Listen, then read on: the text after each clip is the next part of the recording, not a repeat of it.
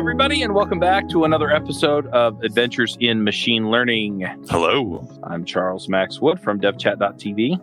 Actually, it's topendevs.com now. I keep mixing it up. Anyway, rebrand. It's a mess. We have a special guest this week, and it is Demetrios. Who are you? Where are you from?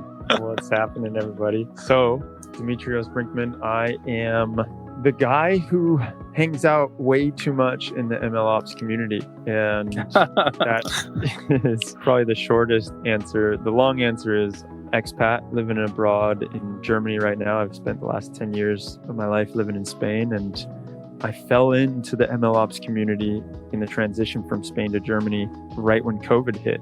And about a few weeks before the job that I was working at, the company where I was working at went out of business. And so because everything kind of happened in that way, I had this moment where I didn't have really a house, I didn't have a job, and all I had was the community. So I was able to pour my heart and soul into it. Very cool. I remember working my tail off to become a senior developer. I read every book I could get my hands on. I went to any conference I could and watched the videos about the things that I thought I needed to learn. And eventually, I got that senior developer job. And then I realized that the rest of my career looked just like where I was now. I mean, where was the rush I got from learning? What was I supposed to do to keep growing? And then I found it. I got the chance to mentor some developers. I started a podcast and helped many more developers. I did screencasts and helped even more developers. I kind of became a dev hero.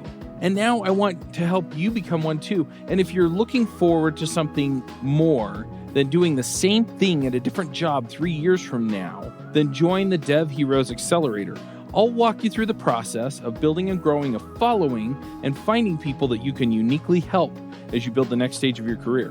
You can learn more at devheroesaccelerator.com. So do you want to explain kind of how the community works? I mean, a lot of folks kind of get, oh, it's a Slack channel, or oh, it's this, but a lot of communities do a lot of different things in a lot of different ways. So I'm curious how you're set up and how people interact and what kinds of things people get from it. Yeah, totally. And that's such a veteran understanding of it, that it's not just one place, right? The community is so many different areas, and you have the manifestation as a Slack channel that's probably the most active and moving, but we've also got a weekly newsletter, a monthly newsletter. We've got different initiatives that are happening, like reading group, where we'll meet every other Friday to go over a paper that's come out on MLOps or different books that have come out on MLOps or machine learning. And then we've also got a meetup that happens once a week. And that's where I have the grace of being able to interview smart people like Ben, who's also here with us, and learn from them. And then we've got a podcast that comes out once a week, and that is very similar to the meetup. It's only now that we're starting to change the meetup and the podcast and make the meetups more meetup-y, where we have people present and they show us images and maybe some system design or something, and some live coding or demos. And then the podcasts are more talking heads. And so we've got all of that. Let me think if I'm missing anything. We've also been starting something called Engineering Labs. That's another great initiative that we've got going on. I mean, we have the blog, we have a website where we have a comparison page that we're really trying. That's where a lot of my work has been going into the last 6 months. And we can get to that in a moment if you want. But the engineering labs that I wanted to talk about are where people can get their hands dirty. And so we give people a chance to play with different MLOps concepts. So the first one we did was, hey, we heard that MLflow now supports PyTorch. So we want you to do something with MLflow and PyTorch. And that was the whole lab. We would get people, everybody signed up. We put them into groups. It was very much like not like a Kaggle competition kind of thing, but a cohort, where they get put into a group with people that they don't know. They have this vague description of something that they want to do, and then they go out and they do it, and afterwards they write a blog about it. We interview them about it, how the process was, all that. So that's the Cliff Notes version of the engineering labs. That sounds amazing. So is this a free group or is it a paid group or? Yeah, so it's totally free. Everything is free. And we are lucky enough to have some awesome sponsors that are able to make everything free. And I guess that it helps that I had a background in sales. So I was able to go out and get sponsors before they probably should have been giving us money. And but they've just been awesome. I mean, to date, we have Tecton is sponsoring us, Algorithmia, which is now Data Robot. We've got Superwise, and we've got Fiddler. And they're all committed to just making this place, the community, like they want to put their energy and their faith and everything they can behind it because they understand what a benefit it is for the greater machine learning community. I think that's a great point on, because when I think about a community in different areas, it's usually just a bunch of enthusiasts getting together. And obviously the community you're talking about is pretty large, but sponsors is something I think that's not on many people's radars because, it's all just enthusiasts having fun and putting their time in and a focus on, community, people, no capitalist interests, that kind of thing. But I think that's, like you said, I think it's a win-win because usually there's good return on investment, even if they're doing it for the cause, so to speak, for companies to help out these communities. Because that's where you get champions and you can get some grassroots support for whatever the thing it is you're selling. But I think it's a win-win, and I'd be curious to hear more about. Is this something that companies came to the community with, or is that something you had to do a lot of pulling? Oh, totally. So such a good point there that you're talking about, like just them associating with the community. I feel like it's a very much grassroots kind of thing. And I also, like I mentioned at the beginning, when the community was first starting, I didn't have a job. So there was a lot of me thinking like, is this monetizable? Should I even try and go down that route? Can I do something with this? Is it just like, I knew it was very good for me as a person to do this because I was learning a ton every week that I was interviewing people. But then I was wondering, is there something that I could do with this to make it like my main job, right? And so when that happened, I started playing around with ideas on sponsorship. And I was lucky enough to have had a relationship already with, I'm sure you all know Sam Charrington from Twimmel and his large following and podcast that he has. And what he told me was, because I asked him about like, hey, what do you think about this? Here's where we're at right now. I feel like it's viable to try and do something with asking people for money, which I was a little bit hesitant to do. And I definitely knew I didn't want to do it on the user side as like a paid community. I wanted it to be, if anything, because there are so many MLOps companies out there that are getting such ridiculous funding rounds. I was like, they're going to be the ones that are footing the bill on this. And that may be a little too raw and unedited for what I should be saying, but that was kind of my rationale around it. And to the question of if they approached us or if I had to go out, I think in the beginning I had to like just float the question. So in the beginning too, one thing that changed a lot was that I went out to every single MLOps company out there and I asked to get someone from that company on our meetup because I was using it as a way to make relations with these different companies to try and get jobs at the companies. So self-serving, I know, but I want to continue with this realness with you guys. But the idea there was like, oh, well, if I get somebody from that company on, then maybe I can float the idea that, hey, I'm, without a job. I kind of know a little bit about this stuff. And are you guys hiring? And so in the beginning, I was getting a lot of different companies to come on. And when they would come on, then after a while, some of them would start asking, so, in normal meetups, we would like pay for pizza and drinks and stuff. What can we do here? How can we sponsor this meetup? Because it was virtual. And so that got me thinking like, oh, well, if they're asking, but I don't have an idea yet of what I should be charging, that probably means I should figure something out. And so that's when I went to Sam and I started asking him more about like how he structures things, what he does. I also asked just different people in the community. And then I went and I started asking and I started floating it whenever someone would come to me that worked at a company, an MLOps or an ML tooling company. I would say something like, now we're toning down the like vendor talks, as I would call them. And if you want to give one of those, you got to sign up for the sponsorship, and here's what it is. And then I would give them like the sponsorship package. Interesting. I still want to pick your brain on how this is all put together. I mean, from my perspective, as somebody who was, I don't know, I joined the community back before there was like 1,000 people. I remember you making an announcement like, hey, we hit 1,000. It's like, this is going to grow much bigger than that, man. But it's a unique, there are a lot of communities out there like this that try to get ML practitioners together. And it seems that most of them devolve into just flame wars from what I've seen, of somebody posting something caustic and then a whole bunch of people arguing about it. And it really, and that's what I see in those communities is it's people that are sort of nascent in their journey in ML or data science or MLOps, or that are having these arguments because they're coming from a position of almost like it's a personal attack on them because they know this one. Yeah. They think they know really well, but they don't know anything else. And that's a fear for them. So they just latch onto this and fight tooth and nail over it. But in the community you've built, you've managed to attract some pretty seasoned people. There are people that are in this community that I've met, such as, including myself in this, who was a data scientist before that was a term, before that was a job title. And interacting with people that have been doing this 20, 30 years, you get that perspective of like, yeah, tools are tools. We're not going to argue about that. Let's talk about the fundamentals here.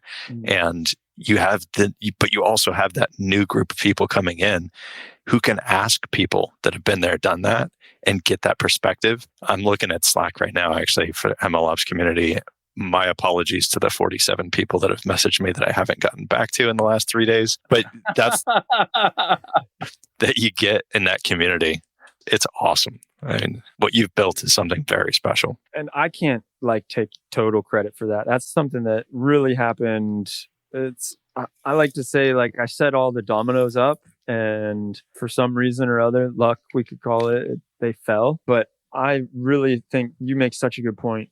And I've seen so many where it's not that have that kind of seasoned veteran mentality there. It's just that the seasoned veterans, most of the time, they tend to be a little bit more arrogant. And it's like, you're asking what kind of question, or you have there's the typical rock star mentality, and you're a noob, so you should figure this out somewhere else because you're diluting our community.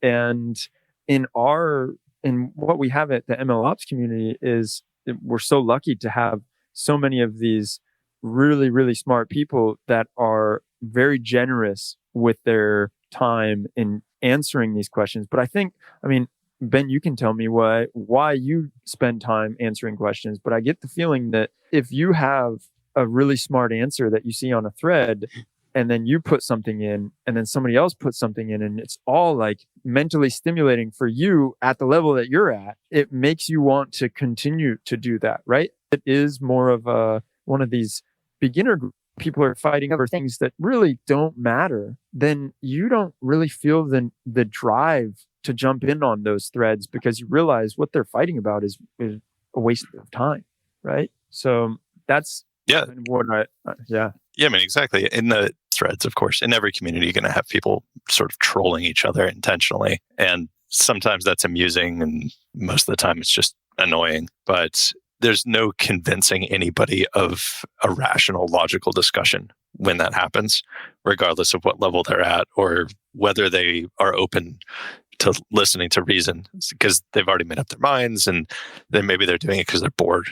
But two aspects of your question that you had of what do you get out of help new people, the noobs, as you said. If you're experienced and you're not spending at least a little bit of your time helping those people, I think you're doing a disservice to your profession because they're your replacement. And I think as anybody from an engineering background who has high technical skills after a certain period of time should be wanting to do exactly what any parent wants to do, is your children, you want them to be better at life or better at what they do than you are. And I see this, I have that same perspective in the community or any act with new people. You want to see them grow and do better things than you are able to do. But then those other conversations with other experienced people, you get a lot out of seeing somebody else's perspective, because just having that discourse with them, you're putting on their moccasins and walking 1,000 miles in them,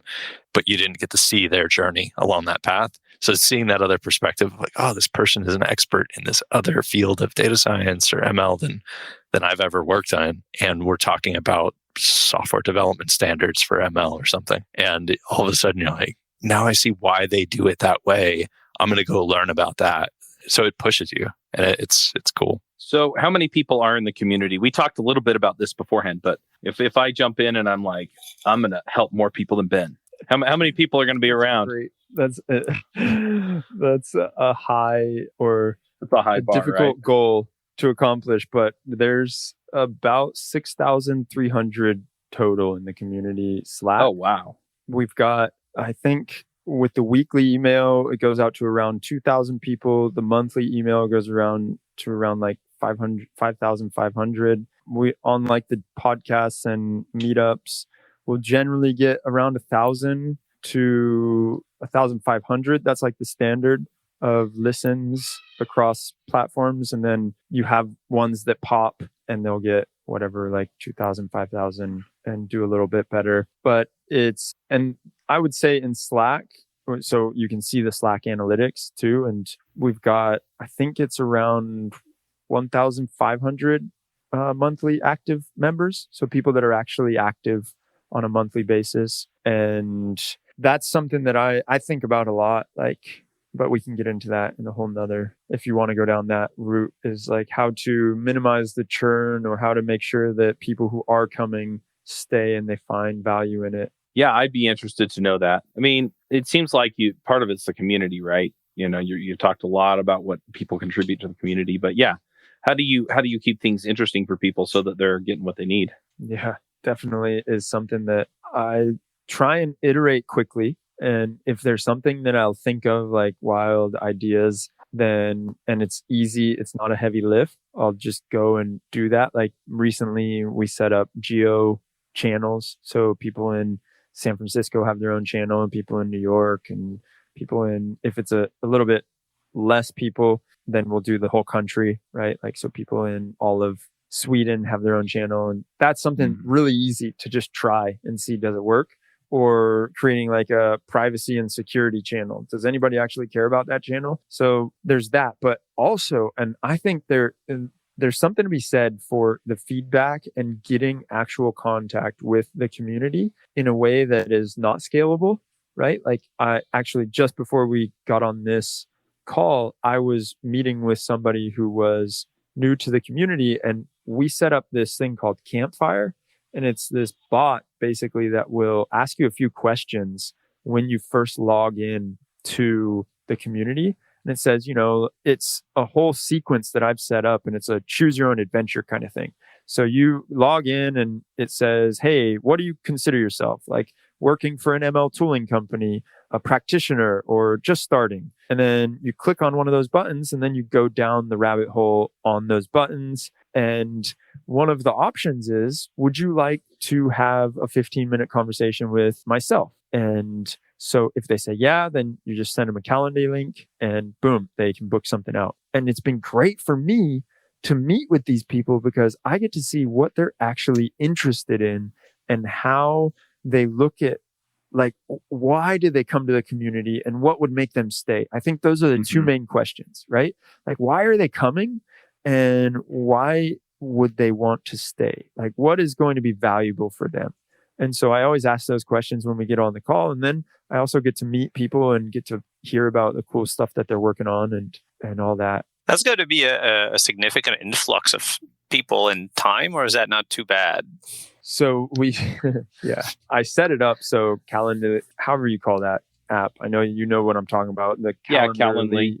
Calendly, that's it, is only an hour window every day. On Thursdays, no, because I usually have something booked out at that time.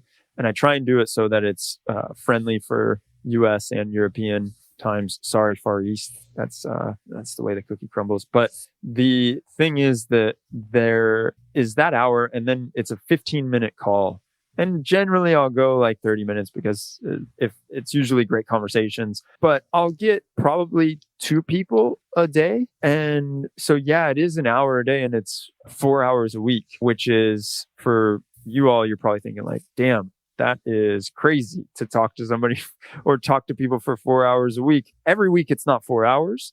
And the other thing is that for me, this is like one of the most important things when it comes to community, like keeping my finger on the pulse, making sure that I have a relation with these people so that it's not just some person avatar with a picture, right? That's a really good point. I wonder if that wouldn't also help with the toxicity of the environment if you have a much more personal relationship with a lot more people than in most communities. That might make it a bit more human for everyone involved. That's a really interesting point. Yeah. So you said the bot that uses Campfire? Yeah. And this bot, like, so I'm so stoked on Campfire. I found out about them through a friend and I'm like, they're super new. And I'm trying to tell everybody I know that runs a community about them because it makes things so much nicer when someone onboards to the community, especially in a community of our size where we were getting messages all the time that it was like somebody that comes into the community and then they say like, wait, there's a meetup? What? Why didn't I know about this? Or wait, you guys have a newsletter? That's crazy. Since when? And, or like, oh, what? There's this channel? There's a whole channel for that? And so what I realized is that there's so much going on in the community that it wasn't clear and it wasn't very intuitive for people just joining, and they didn't think to ask what else is there. So they would just hear about it if by chance they were like browsing Slack that day and they saw in general that, oh, there's a meetup happening right now, right? So what Campfire does is it really asks you, what are you interested in? And then depending on your answers, it will give you suggestions, which in the background, it's me that created these like choose your own adventures. Right. But if you say like, hey, I'm really interested, what are you interested in? And I say like serving models or learning about monitoring or learning about security. And then if they say security, I go, oh, well, check out this security and privacy channel. And also like, and there's another thing like, what's the main thing that you want to do here? And one of them is like meet new people or learn best practices, blah, blah, blah. And I say, okay, well, if it's learn best practices, then just tag Ben in every one of your questions and you'll get the best. No, but in all seriousness, if they're like, yeah, meet new people, then there's 2 really cool other apps that I'm sure you all have heard of, or if you haven't, you definitely should check out, which is Donut. And Donut like randomly will pair people in a specific channel. So we have 2 Donut channels. One is just virtual coffee, and that's where you like meet, you get paired up with a person that's in that channel, and then it automatically starts a DM with you and it says like, hey, you 2 should meet. Boom. And then you just find a time to work. And then Donut is also in this one called Coding Pals. And for that, it pairs people up. I think, yeah, it's doubles. So it puts 2 people together and then it says, hey, you 2 should go over a coding review. And so it has people doing like coding reviews and helping each other. And what the idea there is that if you say in the Campfire app, yeah, I'm here to meet people, then it will recommend that you go into these 2 channels. And then from there, it will make you meet up with someone, right? So that's the workflow that I've thought through so far. I'm sure that I can always be bettering it. And that's kind of what I'm always asking myself is like, how can I provide more value to this community? What can I do better here? Like how, and then thinking about where are we going? What is the ideas that we're trying to do? How are we going to stay this community that is like good vibes?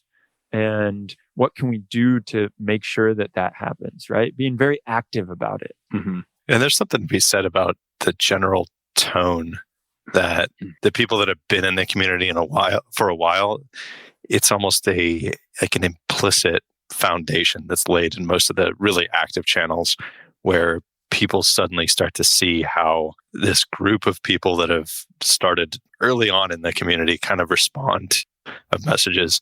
And that culture aspect, I find it fascinating that a random group of humans who are specialists or wanting to become specialists in a particular topic can figure that out better than most large companies can, about establishing a culture, and one that's inclusive and one that is just non-antagonistic for all sorts of highly biased opinions that people have. It's like people can actually have a dialogue, and it's fascinating. And the funniest thing about that cultural aspect is that, like, we didn't ever specifically say like, oh, we're going to do this for the culture of the MLOps community. But there were things that I was thinking about that I wanted to make sure that this community is like not too serious and not too stuck up. And really always, if anyone is getting like too serious or stuck up or any of that, like kind of make sure to bring them back down and make some jokes or try and make light of it and not let anyone think that. And I think also this is just the current ecosystem that we're in, is that even those who have been at it for 20 years or 30 years, like yourself, Ben, and you know better than anyone that like there's still a ton that I can learn. So I'm not going to sit here and be like, oh no, it has to be this way because of this, this, and this. Just like you said earlier, like you're there, you're learning from others and getting to see how they approach the problems because they have this background, and nobody considers themselves like the super expert, which is really what I think about a lot. Like I wanted to actively make sure that you wouldn't get that. Like the super experts who are like going around and having the tone where they're like the know-it-all. And so we tried to really make sure that everyone feels included. That's another thing, without ever stating overtly like, hey, this is an inclusive thing. Put your pronoun on your name or whatever, like we don't do any of that. We don't say any of that stuff. Like I try and actively do that, but I'm not like speaking out about making sure that we have women on the panels or like women voices in the threads, like, or that kind of stuff. I'm not trying to really make a big deal out of, because I feel like if you make a big deal out of it, it becomes something bigger than it should be. And this is one thing, actually, Lena, who I believe you know, Ben, she came on and she was on the meetup a year ago or a year and a half ago. And she was the first woman on the meetup. And what happened is that she said, I told her, hey, this is awesome. You're the first woman on the meetup. We got to announce this. We got to make like a big thing of this because we finally got a woman on the meetup. She was like, no. She was like, yeah, don't do that. Do not do that. What are you doing? What are you thinking? And she's like, she was like, if you do that, it's like, it's not normal that there's a woman on the meetup. And it made me go like, oh yeah, actually that's so true. Like we're making something that isn't an issue. So I try to actively do these things with myself, but not like overtly push them onto others, and just try and lead by example, as cliche as that sounds. No, I like it. That was really... Nobody wants to be the token person or it puts focus on them being a woman instead of being an expert. Yeah, that's the definitely. way. That's the best way to put it. Hey folks, it's Charles Max Wood, and I just wanted to jump on real quick and let you know that I am putting together a podcasting course. I get asked all the time. I've been coaching people for the last 6 months. How do you start a podcast? How do you put it together? What do I need in order to get it going, et cetera, et cetera, et cetera. I've put together the curriculum, and I did it through coaching a whole bunch of people, and now I want to share it with you. You can go check out the course. It's actually going to be a masterclass. It's going to be a 4-week masterclass where I actually walk you through the entire process of launching a terrific sounding podcast and putting together content that people want to listen to. And you can find it at podcastbootcamp.io. Yeah, it's interesting what you said about what we would call in recruiting at Databricks would be the brilliant jerks who we try to avoid at all costs from hiring. And those are some toxic people.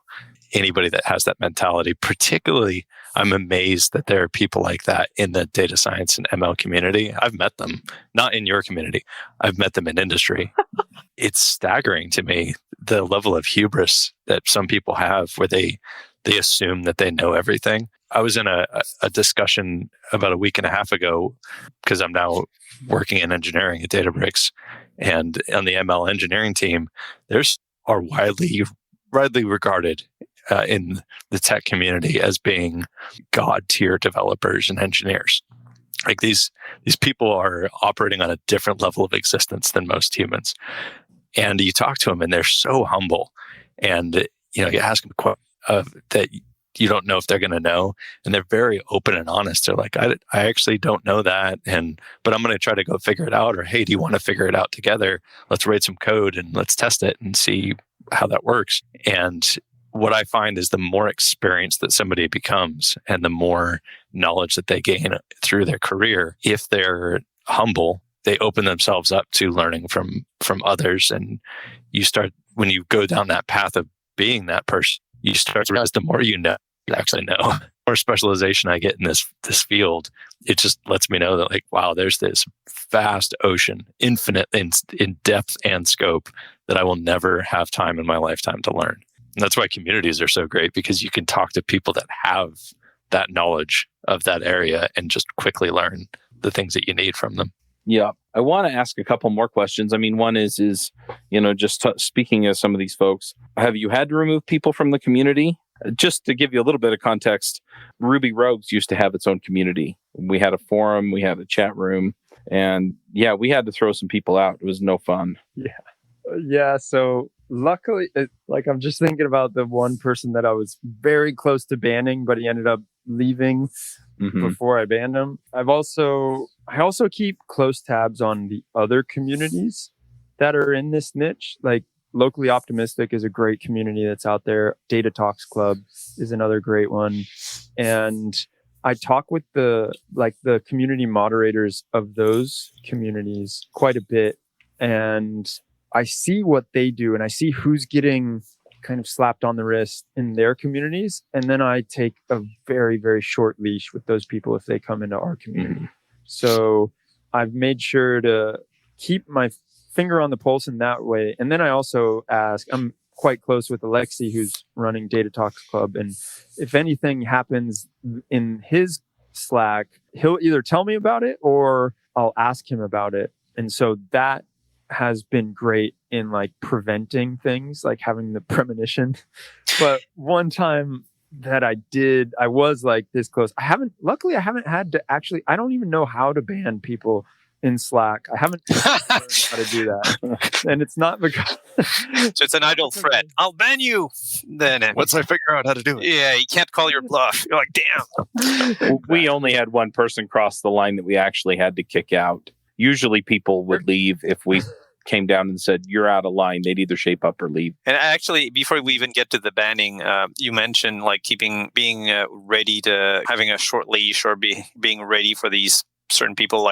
Have you had to kind of put that into action, like tighter moderation or offline private message warnings, or how do you handle those edge cases? Almost once a week, I have to tell someone something, and I have to delete shit that comes through general, because really, and that's the main reason that I started Campfire, was because I wanted to make the vendors identify themselves right as they got into the Slack, so that I would know who to keep an eye on, and then I could throw them into the vendor channel. We have we have our own private vendor channel, and in there, when people act up, I can do an @ channel and just be like, you all are losing out because this one person is messing it up for the rest of you.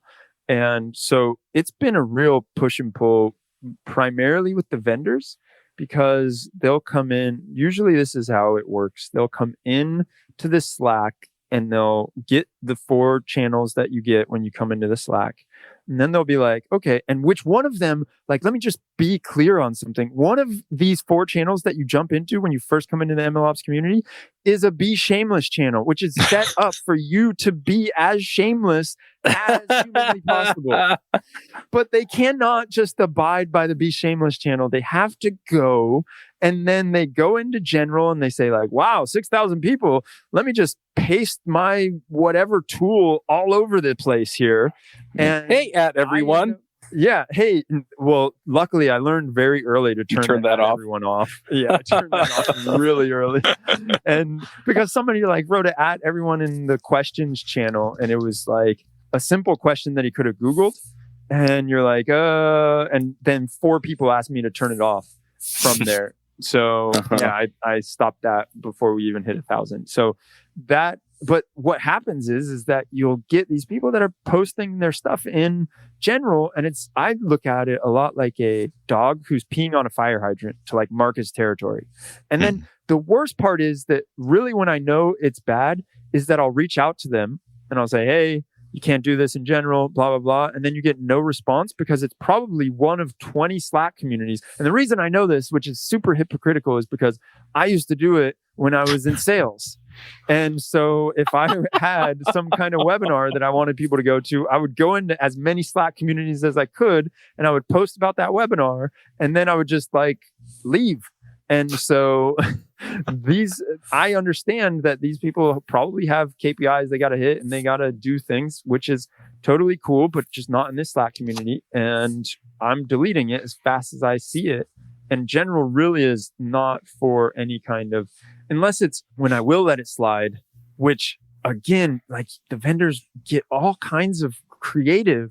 But if it's somebody, let's imagine just some random person is like, oh, cool, I saw about this like data and AI summit and I'm going to post it in general, but they have nothing to do with the organization that's putting that on, right? Well, then it's cool. Then it's totally fine. But if it's somebody like the marketing person from Databricks that comes over and does that, then I've got a problem. And so that's where, and then you get into like, okay, then it starts to get really interesting when you're taking money from people.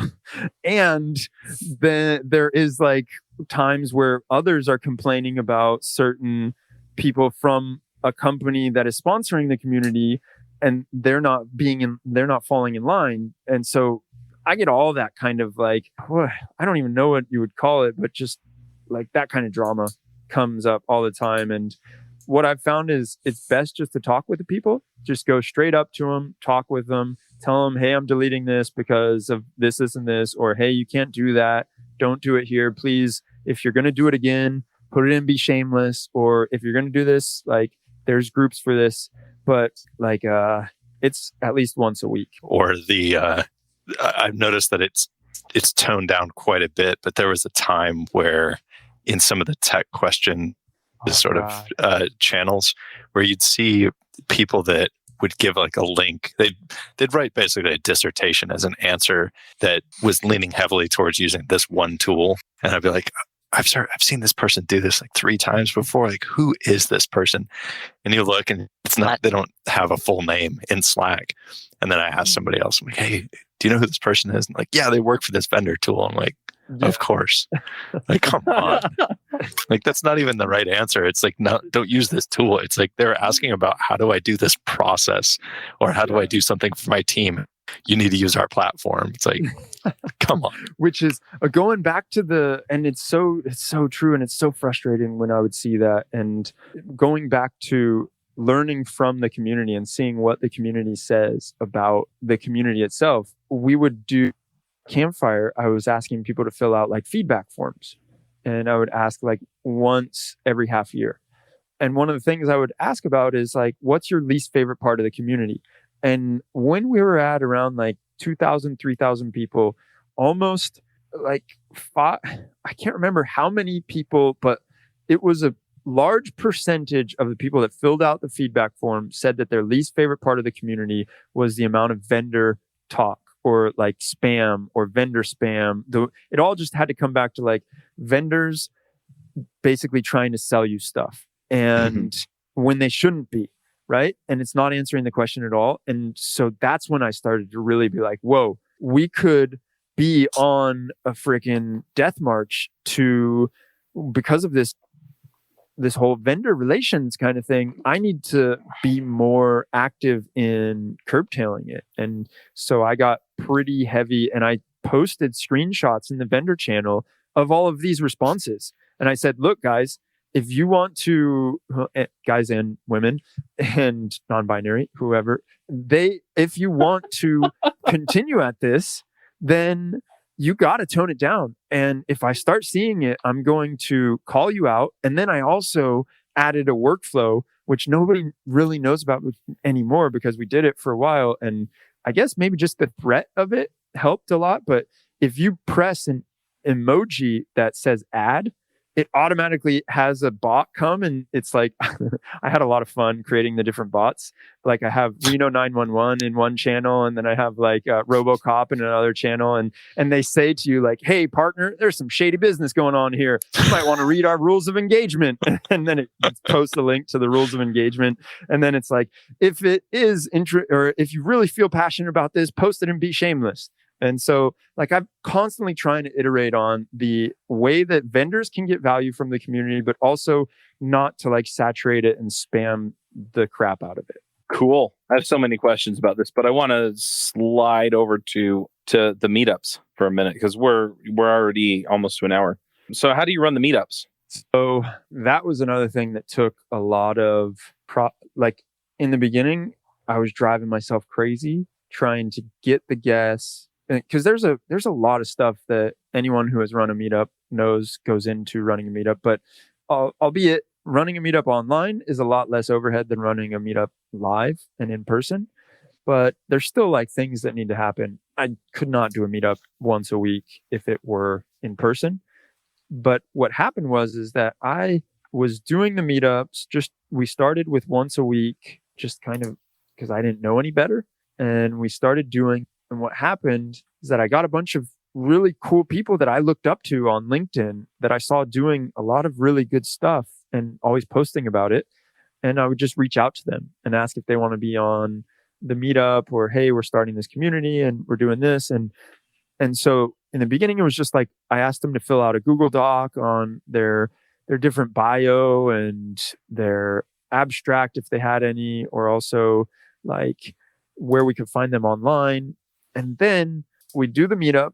We'd talk about all this stuff. If there was any questions that they wanted to touch on, they would have put in that doc. And afterwards, it would be like, all right, cool. Now that they did it, I would create the video. And I was also like chopping up little pieces of the video to make little snippets and clips, and then put those on LinkedIn and put them on YouTube, and really trying to grow. And then reaching out to others that I felt like were interested in this. And I would say, oh yeah, like check out, we had these people on, they talked about this, you're just kind of social proof. But then when life changed, what happened is because so many meetups were happening all the time. And then I started another community, which was called, or is called, Data on Kubernetes.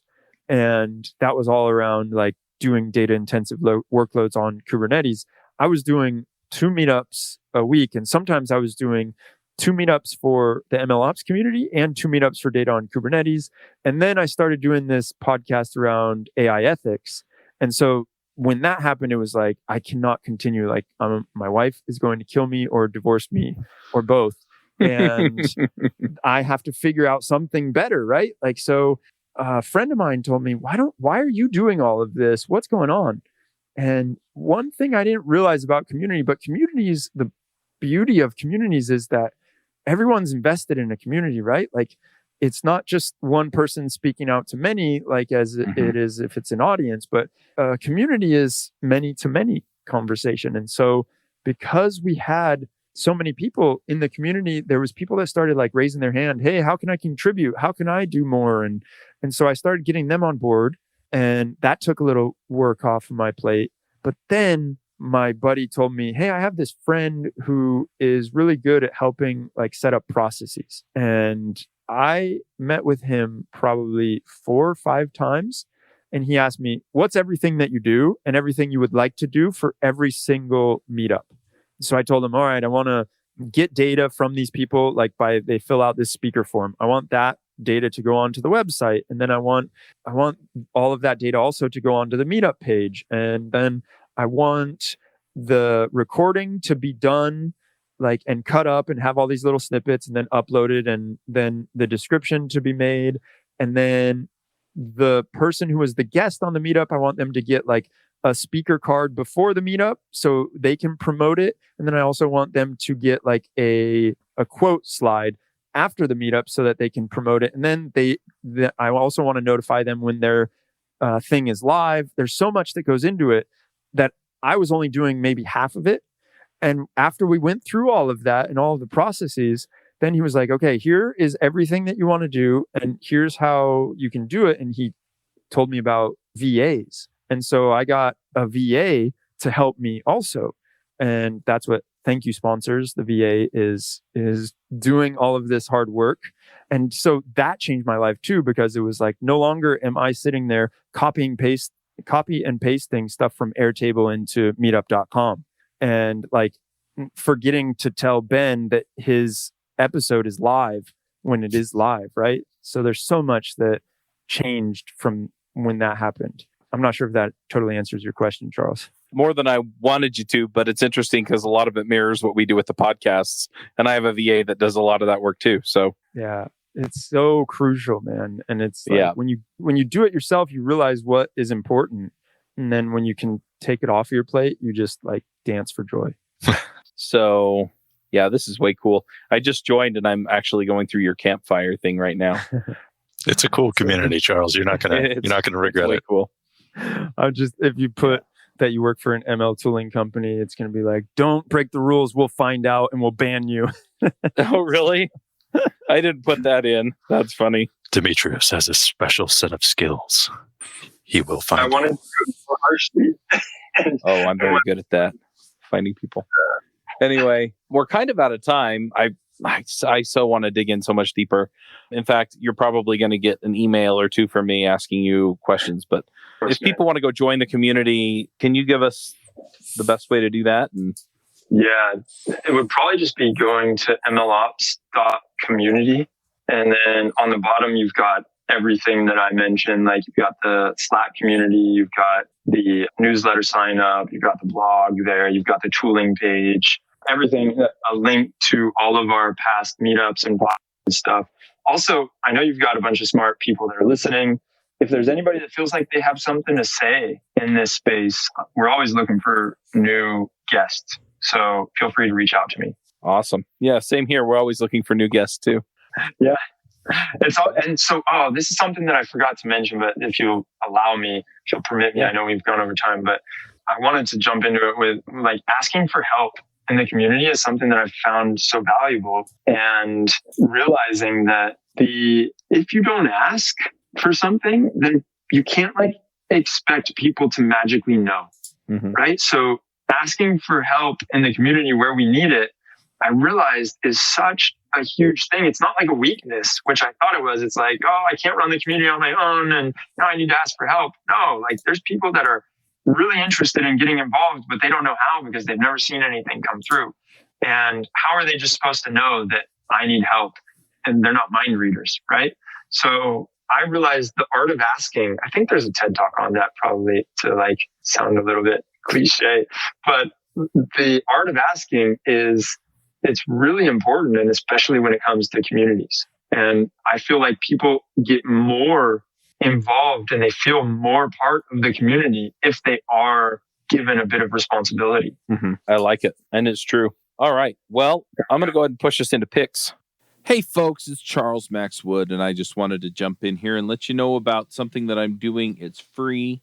It's out there just to help you get answers to your questions about the things that you're running into with your career.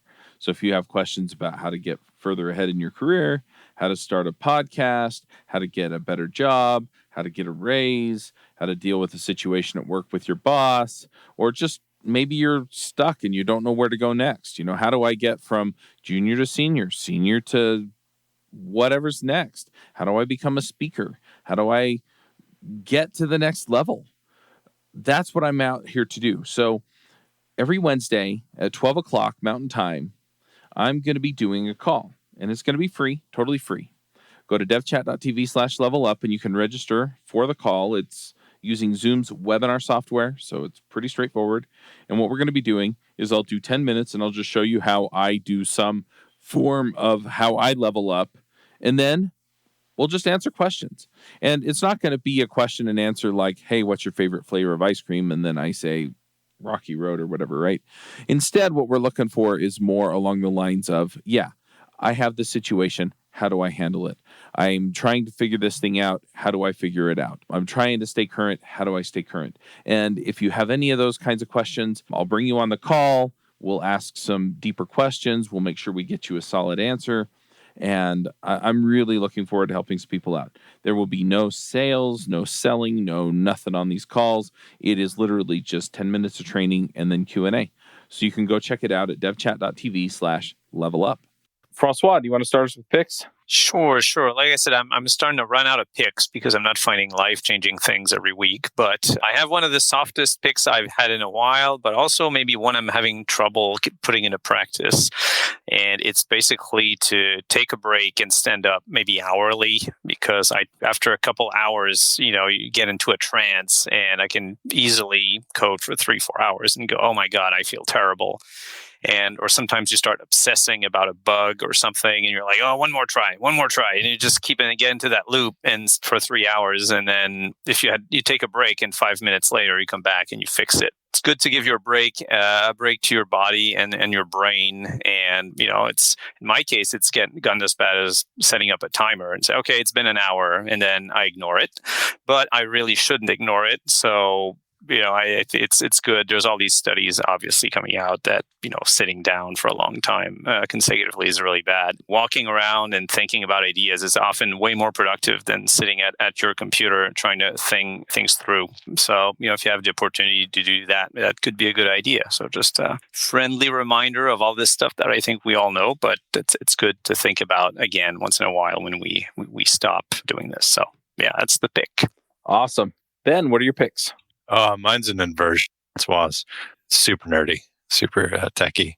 Over the last week or so, been looking at some of the contributions that people have been submitting to MLflow, and some really exciting, cool stuff coming from a partnership between the Selden team and the open source MLflow community of getting ML serving as like a push button thing for MLflow. So any data scientists, ML engineers that are out there, that's coming by next release, maybe the release after that, one-liner to get an MLflow PyFunk model, low native flavor to just be hosted at ludicrous scale on Selden, Kubernetes backed. Cool. I didn't have anything to do with that. That's just a shout out to the people that did between the two teams. And there's a guy in London who was managing all of that, the merging of those two. So it was just awesome work. Check it out. Very cool. I'm going to throw out a few picks of my own here. A couple of books. I pick books all the time because I'm running or biking. I don't listen when I swim. Anyway, I'm doing a triathlon in a month. But yeah, when I'm out on the trail and stuff, I'm listening to books all the time. And so I'm going to throw out a couple of the books that I've read recently. One of them is called Tribe of Millionaires. I don't know if I talked about this last week. You get toward the end of the week and all kind of runs together. But it talks about the people you associate with, kind of mastermind group ideas, and how that affects who you are and how you get where you want to go.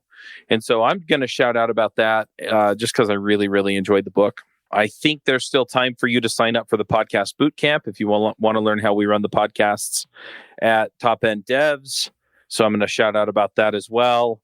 And finally, I'm actually going to be putting out a premium show, and it's going to be kind of behind the scenes. It's just stuff that I don't necessarily want to completely discuss publicly, but I know there are people who are interested in what we're doing behind the scenes and where we're going with stuff, like rebranding to Top End Devs and, all the other plans and things that we've got going on. So if you want me to kind of walk through that stuff and get kind of the back end view of a lot of this stuff, I'm going to be putting that together. If you go to, I'm just going to throw out a link and then we'll make it connect, but it's going to be topenddevs.com/premium podcast.